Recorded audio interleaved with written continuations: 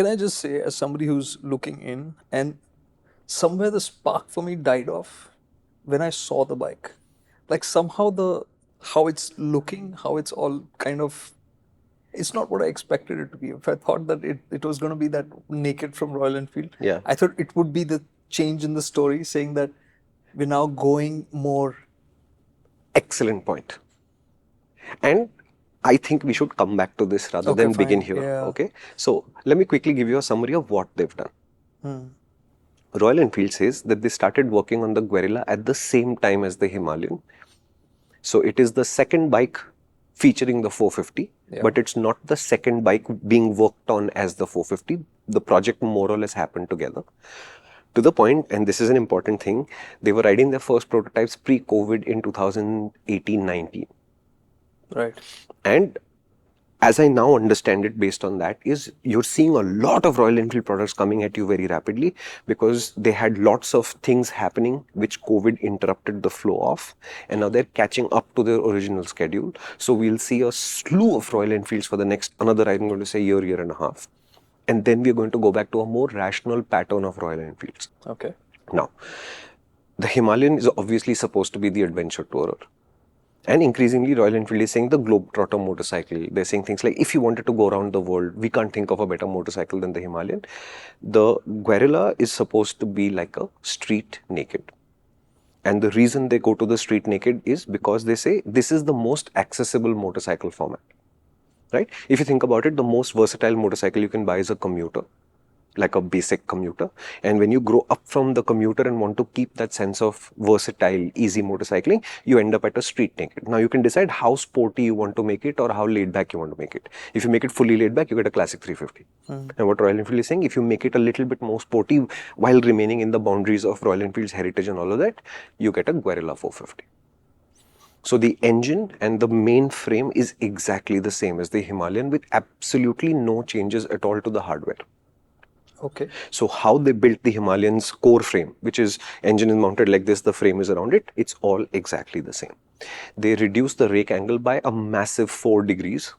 Okay. Trail is down to 91 and it's All a of which big number. means- Which means the steering geometry is much, much sharper than the Royal Enfield Himalayans. As it should be. So it should be more agile because of that. Yeah, it's a street naked, so it can't be as stable and relaxation oriented as the Himalayan. Himalayan off-road, you can't make it too agile. It has to have a nice balance. Correct. This is a street motorcycle. It has to be much more aggressive, but how aggressive is a choice each manufacturer will choose. Similarly, this has a massively long swing arm, but it's not the same swing arm as the Himalayan either. It is a shorter swing arm than that. So overall, this is a smaller motorcycle than the Himalayan, but it is not a small motorcycle overall. It's a skinny motorcycle overall. Okay. To do this, they had to do fully new suspension front and rear again. Strangely enough, they decided to go for a right side up fork instead of a upside down. And I think that is a bit of a mistake in terms of the value assessment of the motorcycle, because a lot of its rivals offer you upside down forks. And somehow we've started thinking about the idea that an upside down fork is an upgrade to regular telescopic forks. And in technical terms, they are.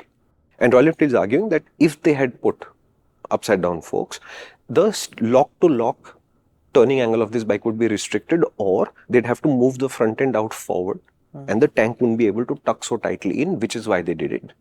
If you look at the amount of space in that area though, it's a little hard to imagine that this was the challenge why they went for the right side up fork. At this juncture, we've always said that, specs are not so important. Yeah, no, I'm just saying on the value front, when you see the bike for So the that's first the time, idea? yes, it stands out as they could have improved the value equation here.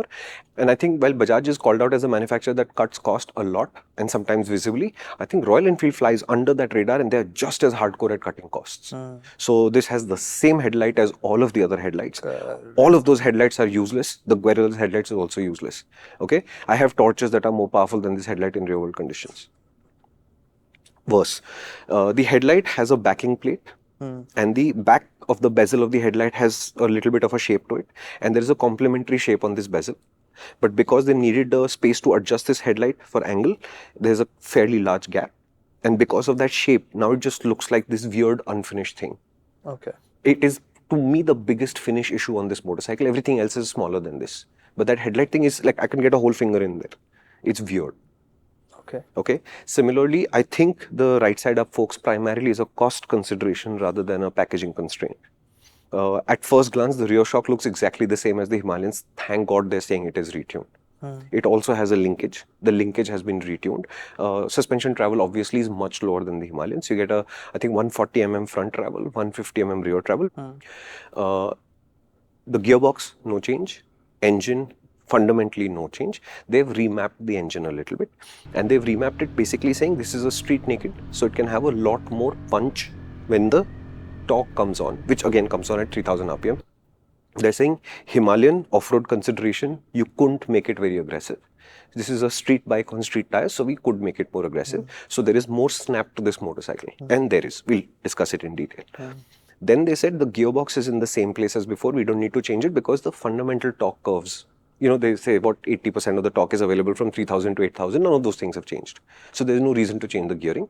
But because they put the smaller wheel at the back, they made the gearing longer. So it is minus 2 teeth.